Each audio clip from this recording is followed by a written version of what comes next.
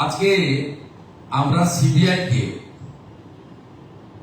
তিনটি দপ্তরের আধিকারিকরা যারা করাপশনে যুক্ত ছিলেন তাদের স্যাংশন আমরা দিয়ে দিলাম। के पहाडमा पनि शिक्षक नियुक्तिमाथि सीबीआई लाग्ने हो त? सीबीआई जाँचले अवैध शिक्षक नियुक्तिको भण्डाफोर गर्ने हो त?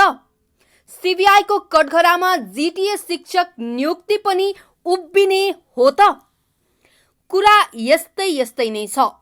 मुख्यमन्त्री शुभेन्दु अधिकारीले राज्यमा भएको कथित भ्रष्टाचार मामिलाको जाँच सीबीआईलाई सुम्पने निर्देश दिएका छन्। बुधबार नावन्नमा पत्रकार सम्मेलन गर्दै मुख्यमन्त्री अधिकारीले राज्यका विशेष गरी 3वटा विभागहरू क्रमैले शिक्षा, नगरपालिका अनि सहकारी अर्थात् कोअपरेटिभ क्षेत्रमा भएका नियुक्ति तथा अधिकारीहरूको मनमानी र धाँधलीहरूको अब सीबीआई जाँच हुने जानकारी दिएपछि यता जीटीएमा पनि कथित शिक्षक नियुक्ति मामिला सीबीआईकै हातमा पर्ने सम्भावना देखिएको छ। लामो समयदेखि जीटीएको 313 शिक्षक नियुक्तिको मामिला कलकत्ता हाइकोर्टमा विचाराधीन रूपमा रहेको छ। तथापि गत वर्ष 17 डिसेम्बरको दिन कलकत्ता हाइकोर्टले जीटीएका 313 माध्यमिक शिक्षकहरूको नियुक्तिलाई अवैध ठहर गर्दै खारेज गरिदिएको थियो। तर 24 डिसेम्बरको दिन उक्त फैसलामाथि कलकत्ता उच्च अदालतको डिभिजन बेन्चले 12 हप्ताको निम्ति स्टे अर्डर लगाइदिएर प्रभावित शिक्षकहरूलाई केही हदसम्म राहत मिलेको थियो। स्थगनको आदेश मार्च 2026 सम्मका लागि थियो भने पक्ष विपक्ष दुवैले अदालतबाट कानुनी प्रमाणीकरण गर्न अझ थप 4 हप्ताको समय पनि दिएको थियो। तथापि अदालतको अन्तरिम स्थगन आदेश चाहिँ अन्तिम फैसला थिएन। उल्लेखनीय छ, विगतमा कलकत्ता हाइकोर्टले राज्यको शिक्षक नियुक्ति प्रकरणमाथि सीबीआई जाँचको आदेश दिएको थियो। तर विगत 4 वर्षदेखि राज्यको पूर्व टीएमसी सरकारले विभिन्न विभागहरूमा भइरहेको कथित भ्रष्टाचार र धाँधलीलाई ढाकछोप गर्दै अदालतको आदेशलाई अदेखा गर्दै आइरहे पनि यसपल्ट मुख्यमन्त्री शुभेन्दु अधिकारीको कडा निर्देशले मामिलाको छानबिन गरी भ्रष्टाचारमा संलग्न रहने दोषी सम्बन्धित विभागका अधिकारी तथा कर्मचारीहरूमाथि सक्त कारबाही हुने सम्भावना बढेर गएको छ। सीबीआईलाई सुम्पिने भनिएका विभागहरू शिक्षा विभाग, नगरपालिका अनि कोअपरेटिभ विभागकै कुरा गर्नु हो भने पहाडमा यी तीनैवटा क्षेत्रमा व्यापक धाँधली र भ्रष्टाचार भएका आरोपहरू धेरै अघिदेखि नउठेको भने होइन। मुख्यमन्त्रीको सख्त निर्देशले अब पहाडमा पनि सीबीआईले दस्तक दिने सम्भावना प्रबल बनिदिएको जानिफकारहरूको मत छ।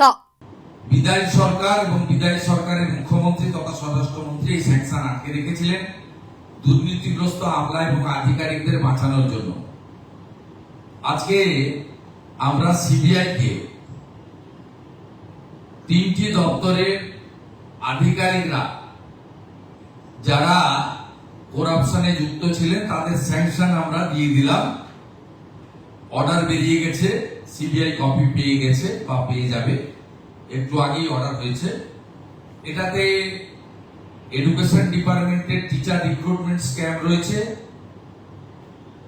মিউনিসিপ্যাল অ্যাফেয়ার্স ডিপার্টমেন্টের মিউনিসিপ্যাল রিক্রুটমেন্ট স্ক্যাম রয়েছে এবং কোঅপারেটিভের ক্ষেত্রে সমবায় দপ্তরের ক্ষেত্রে কিছু কোর্টের আদেশে যে তদন্ত হচ্ছিল কিছু আধিকারিক তারা যুক্ত আছে, তাদের বিরুদ্ধে প্রসিকিউশনের স্যাংশন যা বিগত সরকার দুর্নীতিগ্রস্ত আধিকারিক আমাদের আড়াল করার জন্য 4 বছর আটকে রেখেছিল, আমরা আজকে সেটা দিয়ে দিলাম। এটা আপনাদের মাধ্যমে জনগণকে জানালাম যে এই সরকারকে যে প্রত্যাশা নিয়ে আপনারা এনেছেন যে করাপশনের ক্ষেত্রে জিরো টলারেন্স এবং বিগত ইনস্টিটিউশনাল করাপশনের ক্ষেত্রে তারা যথাযথ ব্যবস্থা নেবে, এই অল্প সময়ের মধ্যে এটি একটি তার বড় উদ্যোগ। Ever thought your college would actually feel like more? A place where teachers know you, guide you, and push you to do better. Where learning isn't limited to books. It is in every fest, every event, every match, every NCC drill. where you get the freedom to choose ITEP, double measures, and explore what you truly enjoy. Hospitality, tourism, photography, where you discover your path and grow into someone you're proud of. Because it's not just about degree, it's about who you become. One destination in North Bengal. Admissions open. Apply today.